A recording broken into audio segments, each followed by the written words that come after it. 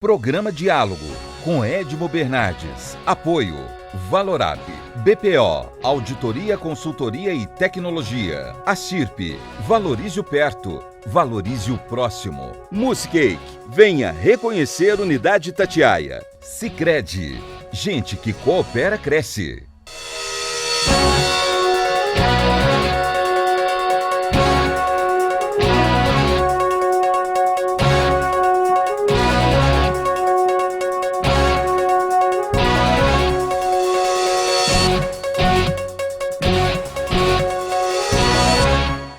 Olá, estamos iniciando mais um diálogo, recebendo hoje a importante figura do professor Paulo Roberto Feldman, professor de Economia da USP, professor há 40 anos, professor de Economia da USP há 40 anos, professor.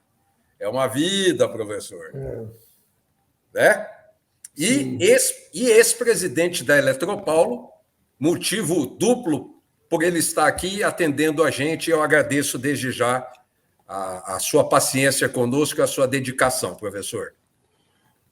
Sou eu quem devo agradecer, porque é uma oportunidade excelente que você me dá de expor as minhas ideias e conversar sobre um tema tão importante com os seus ouvintes, seus telespectadores, que são uma massa de pessoas muito interessante, muito importante. É um prazer imenso estar aqui, eu tenho que agradecer realmente. Professor, números fresquinhos da CNI, Confederação Nacional da Indústria.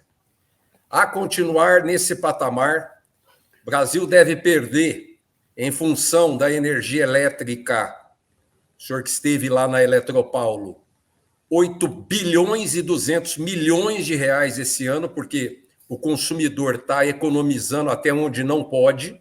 Então, a previsão da CNI, 8 bilhões e 200 milhões. E até o fim de 2022, 22,3 bilhões de reais. Perda do PIB brasileiro. Já vou emendar com 166 mil empregos diretos nos próximos 6 meses. Pode ficar à vontade para comentar essa pesquisa da CNI. Veja, esses números são os números diretos, né? Mas você tem um impacto, infelizmente, muito maior do que esse. Porque a energia elétrica, ela hoje afeta tudo. Você não tem absolutamente nenhuma atividade econômica onde a energia elétrica não seja algo muito importante. E, evidentemente, na vida de todos nós também. Mas as empresas têm a energia elétrica como um dos seus principais custos. Em algumas atividades é o principal custo.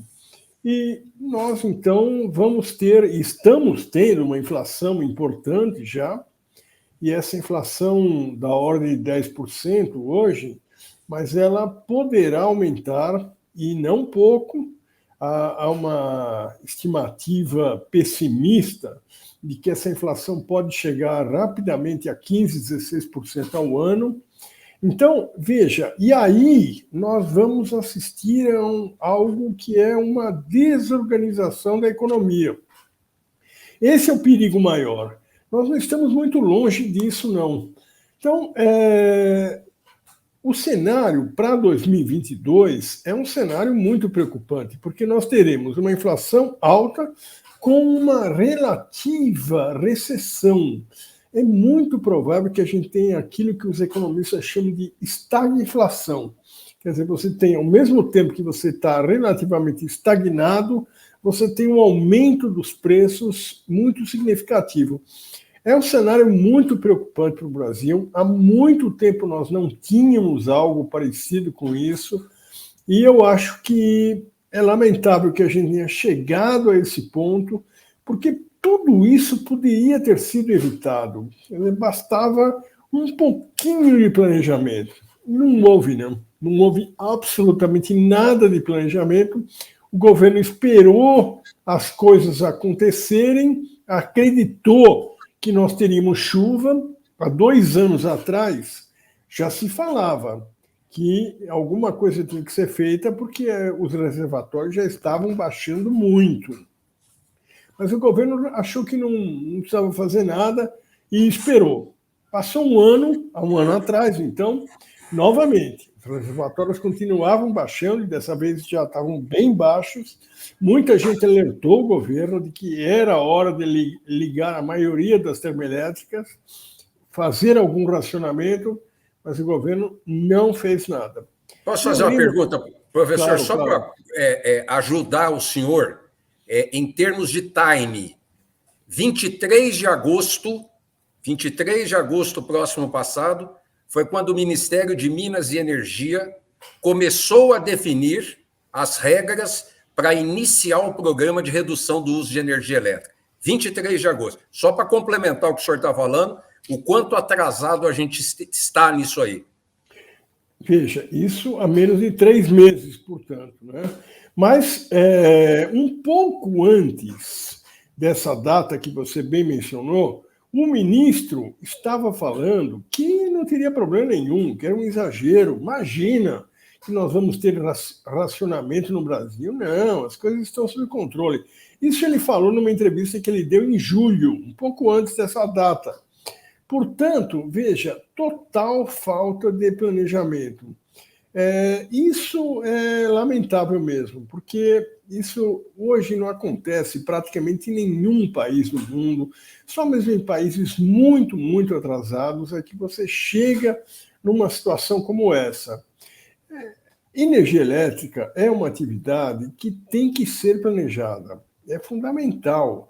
E o Brasil era um dos países que melhor planejava toda a sua atividade. Isso há uns 25 anos atrás, mais ou menos, nós éramos um exemplo mundial em termos de planejamento dos nossos recursos hídricos, que eram os principais naquela época, muito mais importantes do que hoje, mas a gente era considerado um exemplo seguido por vários países de como que se deve planejar o uso dos recursos hídricos, a produção de energia elétrica. E nós praticamente nunca tínhamos passado por um apagão, até aquele apagão famoso de 2001. Que elegeu o Lula. Apagão que elegeu o Lula. Ajudou a eleger o Lula, porque o Fernando Henrique estava relativamente bem, né? Ele tinha um candidato forte, que era o José Serra, mas que, como a economia ficou muito, muito mal, justamente por causa da falta de energia elétrica, do racionamento, nós, então, tivemos aquele apagão, que foi uma coisa horrível, mas que foi tipicamente falta de planejamento, porque foi justamente o governo Fernando Henrique que, ainda no seu primeiro mandato, que foi de 95 a 99, ele eliminou vários organismos que faziam o planejamento da energia elétrica. Era exatamente aquela época em que eu estava na Eletropaulo, e eu acompanhei de perto isso. O governo eliminou não só um organismo central de planejamento, que era diretamente ligado ao Ministério das Minas e Energia, mas havia diversas outras áreas que planejavam as atividades elétricas do país e que foram todas eliminadas. Naquela época havia uma pressão muito forte para a eliminação do Estado. Achava-se que o Estado era totalmente desnecessário, que tinha que se diminuir o tamanho do Estado, que tinha que se privatizar as empresas, e, por conta disso, o governo resolveu começar acabando com o planejamento. Foi um desastre porque era uma coisa que funcionava muito bem e era um órgão relativamente pequeno, não tinha um custo significativo, então foi um erro marcante ter eliminado aquela função. Agora a gente vê novamente isso acontecendo. Claro que o Brasil aprendeu com aquele apagão, aprendemos muito, algumas coisas importantes foram feitas, novas linhas de transmissão foram construídas, mas mesmo assim, desta vez, por conta também das mudanças climáticas que vêm acontecendo, nós estamos enfrentando uma seca pior ainda do que daquela época e, portanto, o apagão agora ele tende a ser maior, Mas, novamente, a falha foi falta de planejamento. Veja, o Brasil, isso é talvez a parte mais triste. A mim, pelo menos, me deixa muito chateado. Nós somos o país do mundo que tem a maior exposição solar. Nenhum país do mundo tem tanta exposição ao sol quanto o Brasil. No entanto, não usamos energia solar. Hoje, a energia solar é uma das principais fontes de energia na grande maioria dos países. E países, inclusive, que nem contam com o sol. Mas a energia solar é fundamental para eles. Nós não temos. Energia eólica. Nós somos, novamente, um dos países do mundo que tem a maior quantidade de ventos. O nosso litoral é enorme. 8.500 quilômetros. Exatamente. E a quantidade de ventos é total. O litoral todo é um litoral privilegiado, ponto de vista dos ventos que ele tem, que ele recebe. Então, nós somos um país apropriado para usar energia eólica. Não temos, muito pouco. Energia eólica ainda a gente usa um pouco mais do que energia elétrica. Mas veja como isso é pura falta de planejamento. Nós poderíamos ter, há muitos anos, ter dado atenção maior para essas áreas, ter nos libertado um pouco da energia hídrica, dessa dependência de chuvas e de reservatórios, e poderíamos, não só isso, termos nos transformado num fabricante de equipamentos para energia elétrica e para energia eólica, que foi o que vários países fizeram, mas principalmente a China. A China virou um grande produtor de coletores solares, de pás eólicas, e isso ajudou muito o crescimento que a China teve nesses últimos anos.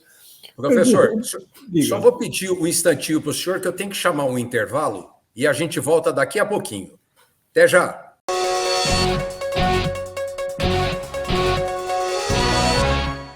As férias estão de volta, que beleza! Mas falando em volta, a gente tem que ir e voltar com segurança. Respeite o limite de velocidade. Nunca beba quando dirigir. Lembre-se, o cinto de segurança também é obrigatório no banco de trás. E atenção para a cadeirinha das crianças. Não é só na praia que vocês têm que chegar bem. É na minha idade também. Olha só esses cabelos brancos lindos. Detran, Governo de São Paulo. Trabalho e respeito por você. Hoje eu quero aquela brusqueta de pepperoni. Eu não vejo a hora de provar o confit de pato. Ou será que peço o risoto de carne seca, hein? E eu mereço brownie de sobremesa. Eu vou pedir a torta de chocolate com gelé de damasco. Nossa, a gente nem chegou e já tá pensando na sobremesa. O mousse cake da Itatiaia agora é My Mousse Cake. O mousse cake que você sempre amou, com tudo que você sempre pediu. 1924.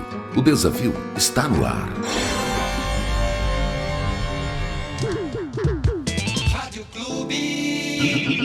Liderança total.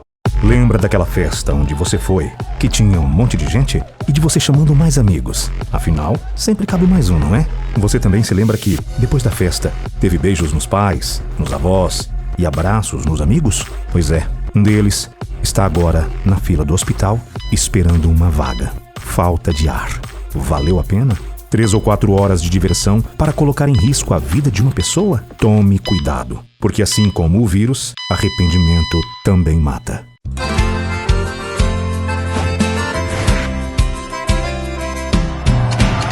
Eu vou poupar de montão, insultar o maior dinheirão. Promoção Poupança Premiada Sicredi. A sua economia pode virar um dinheirão. Eu vou poupar de montão e aproveitar a maior promoção. Posso até ganhar mais de 1 milhão. É Sicredi. Quanto mais poupar, mais chances de ganhar. É poupança.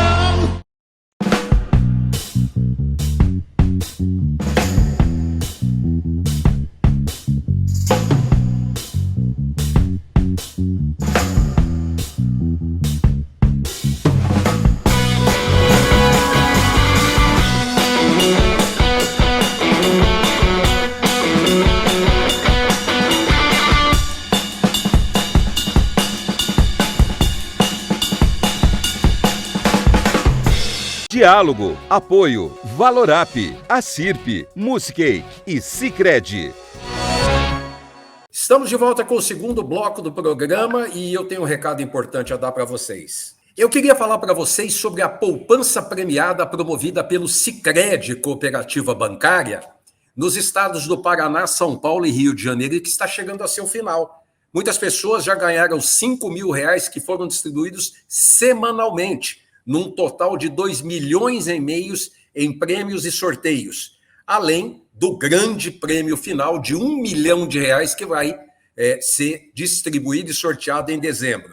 Para participar é simples, a cada R$100 que se deposita numa conta poupança que você coloca ou abre no Sicredi, você estará concorrendo a esse sorteio milionário do Sicredi. Corra lá, abra a sua continha poupança ou, se você tem conta, deposite e participe, não perca. E nós estamos aqui neste dia importante com o professor Paulo Roberto Feldman, economista e ex-presidente da Eletropaulo, falando sobre o problema da crise hídrica, especificamente os problemas com a redução de energia elétrica, do consumo, do PIB. E, professor, se era inevitável, porque o aumento da conta de luz era inevitável, está sendo inevitável, porém, nós estamos falando de uma inflação de 10% ao ano de 2021, e tomara a Deus que fique aí em torno de 10%, que a gente está assustado com esses 10%, né? Mas a energia elétrica, com aquela bandeirinha vermelhinha negra, vermelhinha rosa, vermelhinha, tem um monte de vermelho, ela passou desses 10% e o consumidor, como eu, está desesperado com essa conta. Sim, é aí que está. Isso não precisava ter acontecido se nós tivéssemos tomado as providências, mudado o sistema de a nossa fonte principal, tivesse deixado de ser água. Se nós tivéssemos colocado as termoelétricas para funcionar muito antes, porque há 2 anos atrás já se falava que o governo deveria passar a usar as termoelétricas, com isso os reservatórios não iam ter uma queda muito rápida.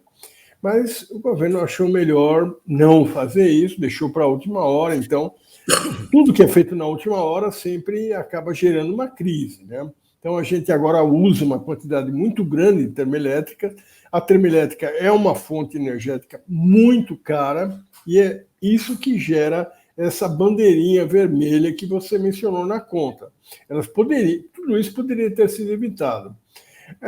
Obras de infraestrutura também poderiam ter sido feitas, porque tem uma coisa interessante, o Brasil é muito grande e os reservatórios aqui no Sudeste, eles estão realmente quase que a zero, né? Mas você tem reservatórios no país que contam com bastante água, porque são regiões onde a chuva continua, tem havido muita chuva, principalmente no norte. Então, o certo seria você trazer aquela energia do norte para cá, para o Sudeste. Mas essas obras não foram feitas. Algumas foram, mas a maioria das obras necessárias não foi feita, e isso já há mais de 20 anos que se fala nisso. Então, se deixou para a última hora, absolutamente para a última hora. Ainda na crise de 2001, algumas medidas mais inteligentes foram tomadas. Por exemplo, compramos energia elétrica dos nossos vizinhos, principalmente da Argentina. Isso poderia ter sido feito agora também, mas aí teríamos que ter planejado isso com antecedência, porque deixamos também para a última hora e aí a Argentina já não tinha mais interesse em nos vender energia. Então, foi um pouco o caso com a crise. Realmente, não se deu atenção para ela, se esperava pelo milagre, se esperava pela chuva. E não dá para colocar a culpa em São Pedro, né? Não dá, porque justamente o mundo inteiro sabe. Nós estamos tendo uma COP agora acontecendo na Europa, né? A COP26, onde se discute o aquecimento global, as mudanças climáticas. O mundo inteiro sabe que está havendo um aquecimento, que está havendo uma quantidade muito menor de chuvas. Então, teríamos que ter planejado isso com antecedência. Eu acho que esse aumento na energia elétrica da ordem de, como você falou, 10% é o impacto na inflação, mas a conta de luz já subiu mais de 20%, em média. Exato. Esse aumento ele poderia ter sido evitado e me preocupa muito o fato de que talvez ele ainda seja maior ainda nos próximos meses, porque nós estamos precisando das chuvas. Veja... E, professor, dentro dessa própria pesquisa da CNI, que a gente começou falando dela, ela pergunta aos empresários, né, qual é a preocupação deles com a crise hídrica. 83% deles disseram que a preocupação é com o reajuste de preços, aumento em todos os setores, porque tudo depende de energia elétrica. O racionamento preocupa 63%, e instabilidade ou interrupção do fornecimento preocupa 61% deles, professor. Aí que está. É muito preocupante e o problema é que o governo não está tratando tudo isso de forma adequada. Veja, o governo agora está começando a usar a taxa de juros para combater a inflação. Então, aumentou a taxa de juros porque acha que dessa forma vai combater essa inflação que é decorrente do aumento de energia elétrica, mas não só isso, né? Tem outras coisas que estão aumentando de preço muito rapidamente. Mas o aumento da taxa de juros, ele é usado para combater a inflação, mas um outro tipo de inflação. Não essa inflação que nós estamos tendo aqui agora. A inflação, onde funciona aumentar a taxa de juros, é o que se chama de inflação da demanda. Quando os consumidores procuram muito avidamente os produtos, querem comprar, os preços sobem. Aí sim você tem que aumentar a taxa de juros, porque aí você provoca uma espécie de recessão e você então diminui o ânimo dos consumidores. Desta vez, não é uma inflação de demanda. A inflação no Brasil é uma inflação da oferta. O problema está na oferta de alguns itens fundamentais que estão muito caros. É isso que provoca a atual inflação brasileira. Então, veja, nós fizemos um diagnóstico errado. Eu acho que esse é um outro problema muito sério. Nós estamos aumentando a taxa de juros, o governo está aumentando a taxa de juros, e essa taxa de juros vai provocar uma recessão. O ano 2022 já é um ano que ninguém considera que possa haver um crescimento. Se houver de 0,5% é muito, né? Será um ano de ou zero ou negativo. O Itaú já deu como negativo, né, professor? Então, é muito provável. E o que é pior, o diagnóstico está errado, porque não é uma inflação de demanda, não é a procura do consumidor que está fazendo os preços subirem, é a oferta que está muito cara. Então, tem que se resolver urgentemente esses problemas todos atuais. O principal deles é a energia elétrica, sem dúvida. Diminuir esse preço da energia, o preço da gasolina, que também está muito alto, o preço dos alimentos também. Veja, tudo isso são... Combustível, né? Combustível, tudo isso é oferta. É oferta, não dá para dizer que seja o consumo. Pelo contrário, o consumidor não está conseguindo consumir e vai piorar mais ainda agora com taxa de juros muito alta e com o preço desses itens que vai continuar subindo. Professor, nós estamos chegando em época de Natal e eu estou vendo que o senhor acredita em Papai Noel falando que os preços vão cair, né? Preço de energia vai cair, preço de combustível vai cair.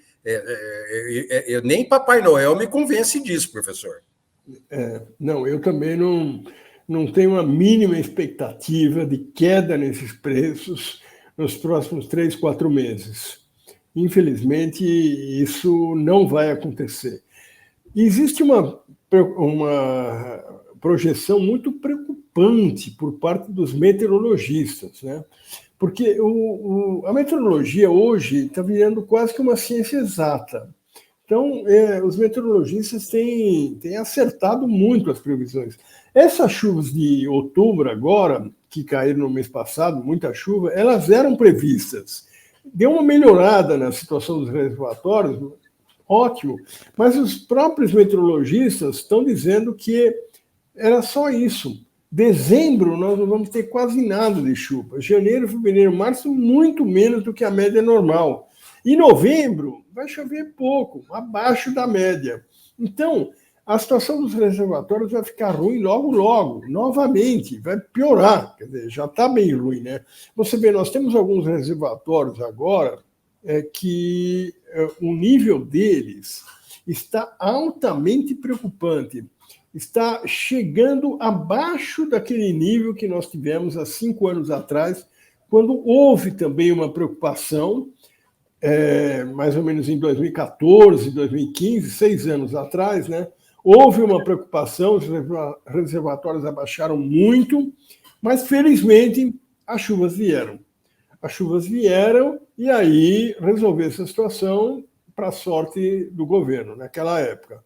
Mas agora não. Agora os reservatórios estão ainda mais baixos que naquela época e a previsão não é de chuvas fortes, mesmo nos próximos meses que costumam chover. Então, realmente é muito preocupante. O governo tinha que estar tomando medidas mais sérias, mais fortes para resolver esse problema, que eu diria para você hoje é o problema principal da economia brasileira, porque ele impacta na inflação severamente e impacta no crescimento do PIB severamente também. Então, qual o problema mais importante hoje da economia brasileira que não seja essa questão da energia elétrica e dos reservatórios estarem muito baixos? Realmente preocupante o fato de que a gente vê que o governo não está agindo mesmo. Está empurrando, contando com as chuvas não vêm, a situação piora. É preocupante. O ano de 2022 poderá ser um ano trágico para a economia brasileira. Professor, nós estamos chegando ao final do programa e pedindo a Deus chuva, paciência, que ilumine o governo, a economia, o ministro da Economia, para que a gente possa ter um 2022 um pouco melhor do que o que se está desenhando por aí. Muito obrigado, viu, professor? E eu aqui tenho que agradecer a oportunidade que você me dá, excelente de poder falar com todos os seus espectadores. Eu estou sempre à sua disposição. Acho que você está de parabéns por promover a discussão de um tema tão importante como esse para a economia brasileira. Como falamos, talvez não haja nenhum tema, neste momento, mais importante do que este. Então, eu tenho mais que te dar os parabéns e agradecer esse convite que você me faz. Muito obrigado, professor. Pessoal, semana que vem estaremos de volta com mais um Diálogo. Até lá! Programa Diálogo, com Edmo Bernardes. Apoio Valorap, BPO, Auditoria, Consultoria e Tecnologia. ACIRP, Valorize o Perto, Valorize o Próximo. Muscake, venha reconhecer Unidade Itatiaia. Sicredi, gente que coopera cresce.